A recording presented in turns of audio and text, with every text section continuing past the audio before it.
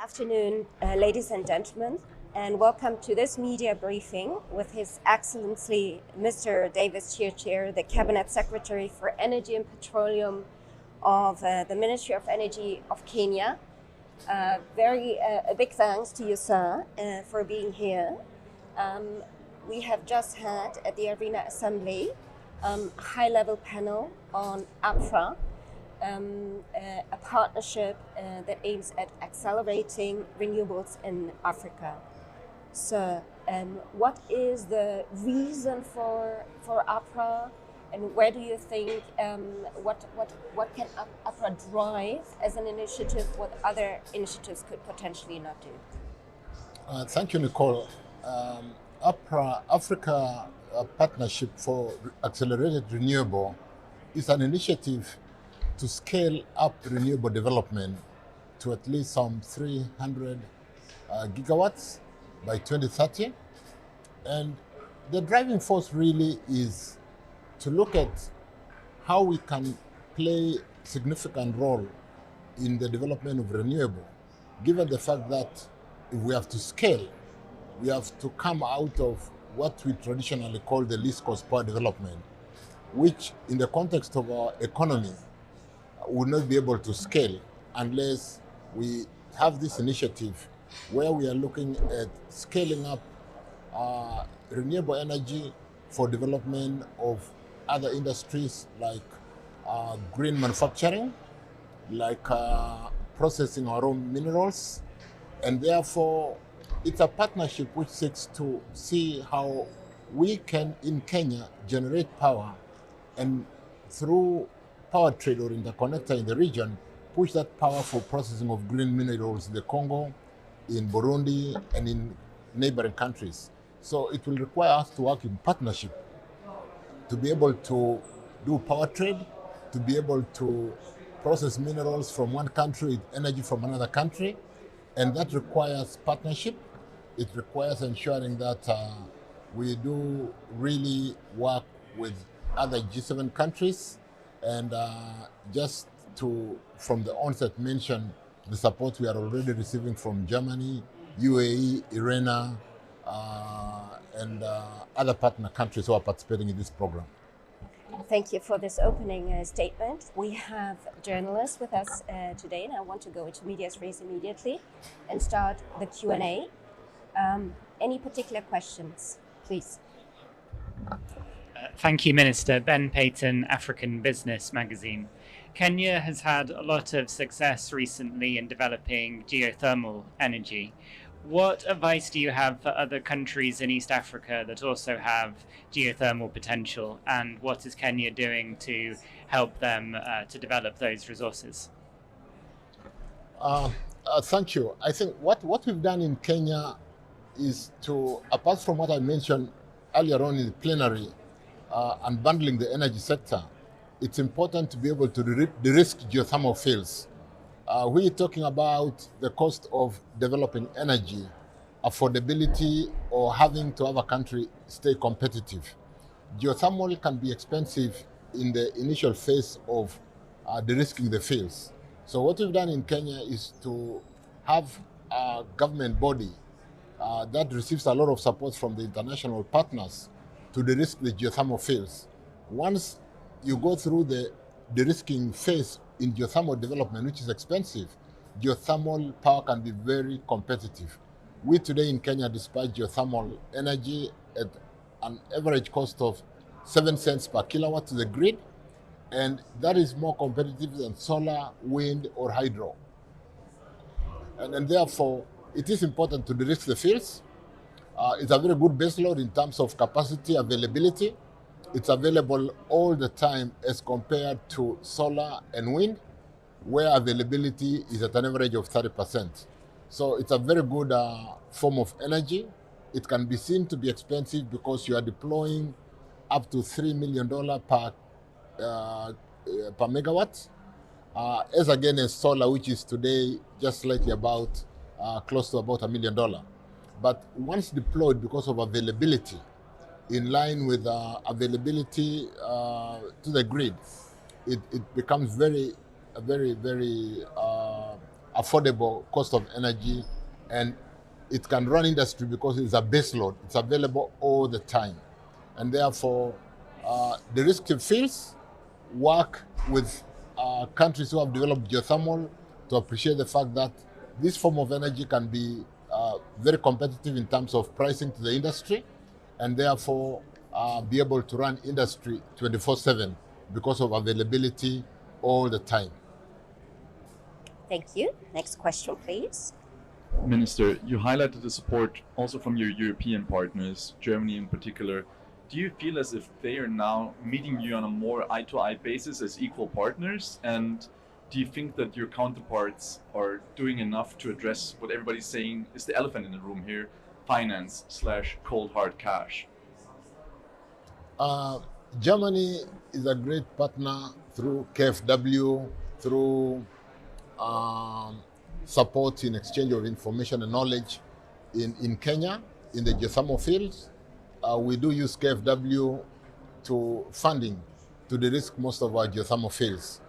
I think the concern of energy financing being expensive and needing to bring down the cost of financing, it's got to do more with the fact that we need to do proper return on equity, proper return on employed capital. And like I said, for geothermal, because of availability, when you're really doing the financial modeling with availability of 100% and you have got a good sizable power plant, most of the partners, because of the fact that energy it's a good business to do, because don't forget that for purpose of de-risking energy generation, we will offer you a license, say, for 20 years. And once you have a license for 20 years with a guaranteed offtake, and we work on a feed-in tariff, which is bankable, you then able, and which ensures affordability in terms of the return of your investment or the investor's investment. Good debt equity ratio, because of the cost of equity is not comparable to the cost of debt. We are able to do bankable projects. And like you asked, do you look at us in the eye when we discuss a win-win? And yes, that is doable today. And APRA comes in to support us, particularly because our economies are not big unless we can foster on mining, unless we can look at options today in green hydrogen, which will require that the cost of energy as a feedstock to green hydrogen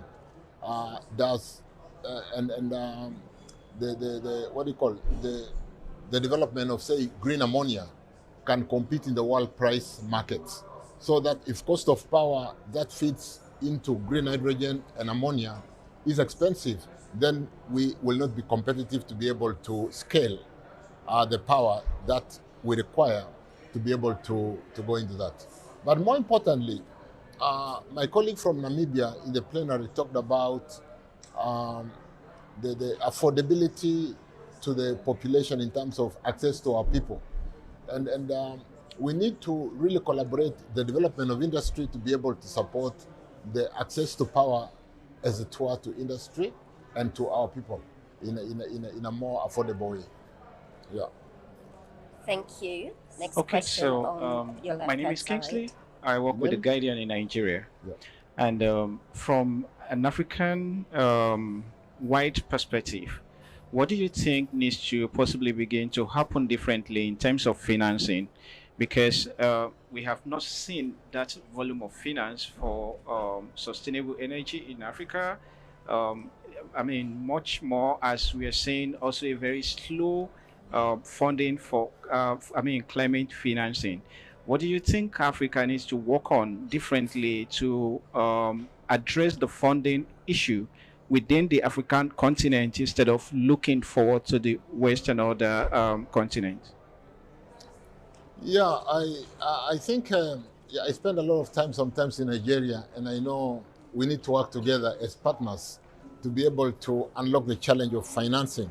Because for Africa, sometimes the cost of financing is more the is more risk-based.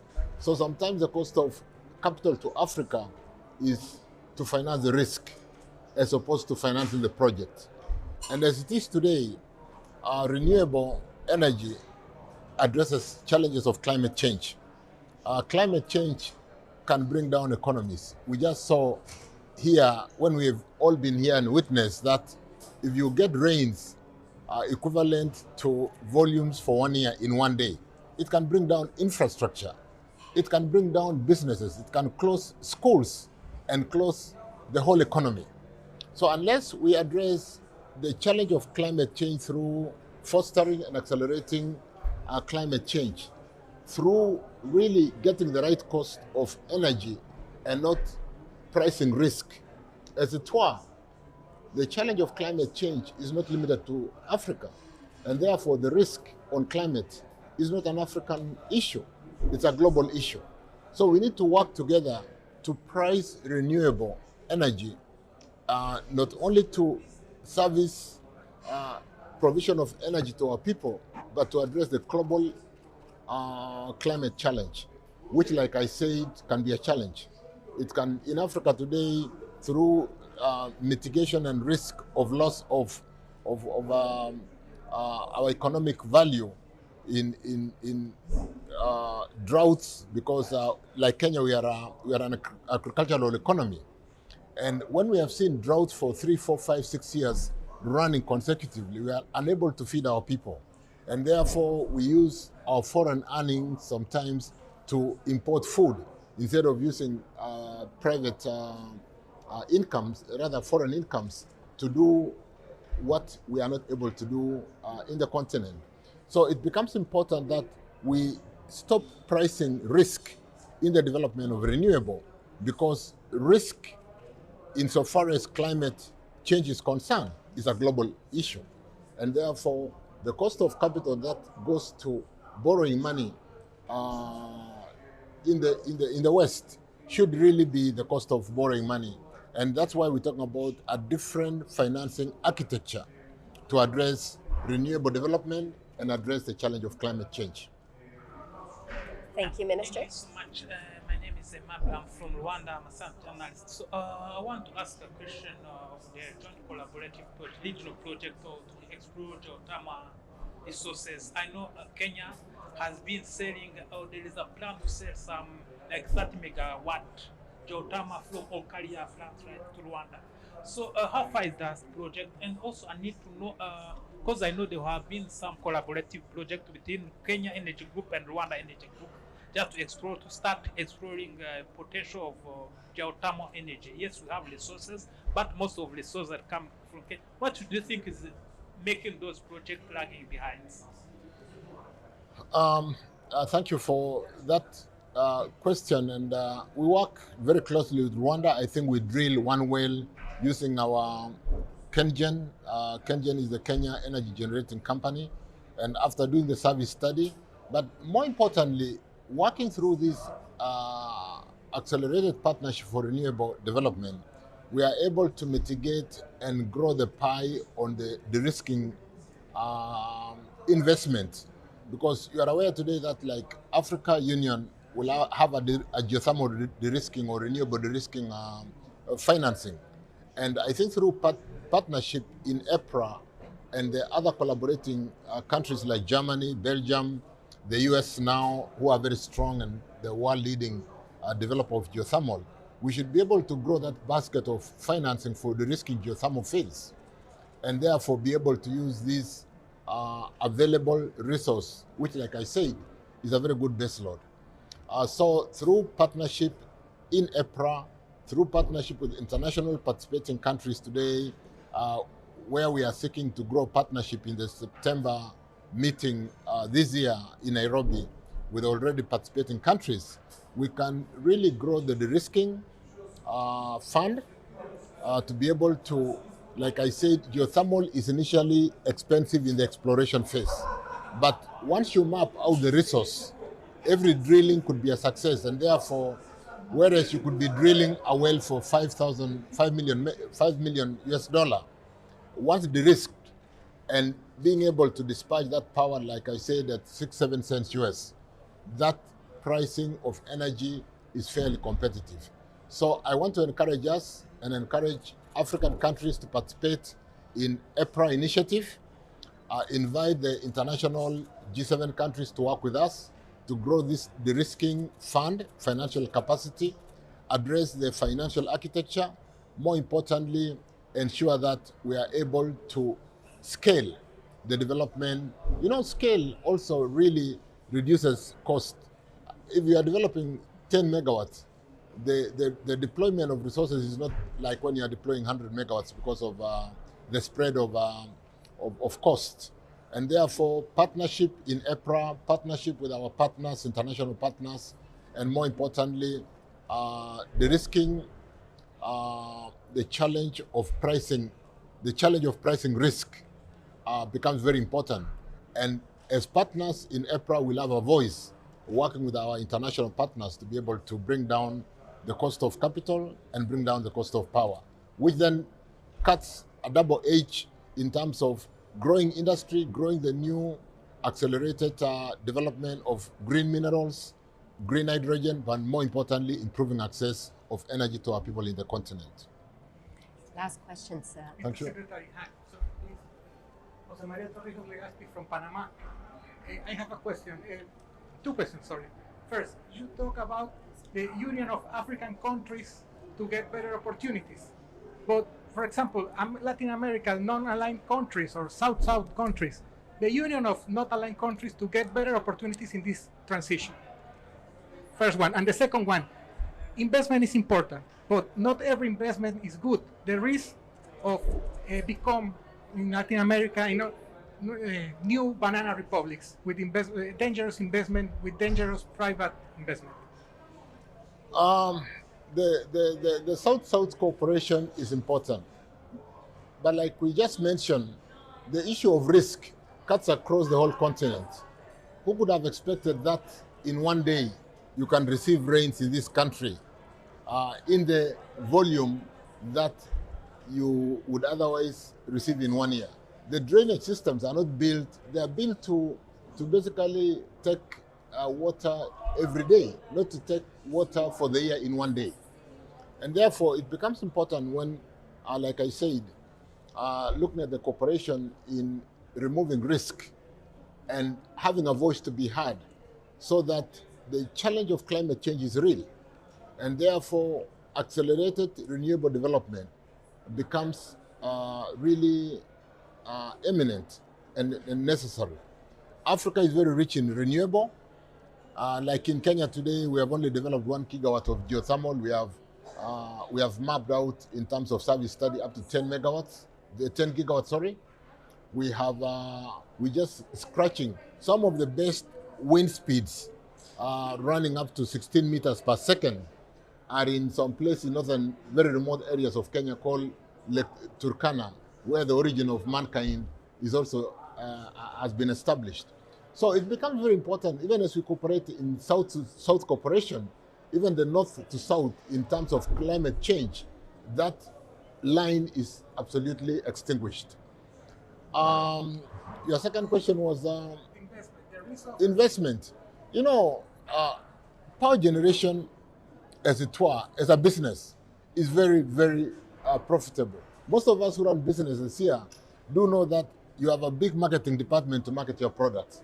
When we give you a power purchase agreement to generate energy in terms of return on investment for 20 years, you have already marketed for 20 years. So you have a tariff, economic tariff, which possibly with a return on equity of about 12%.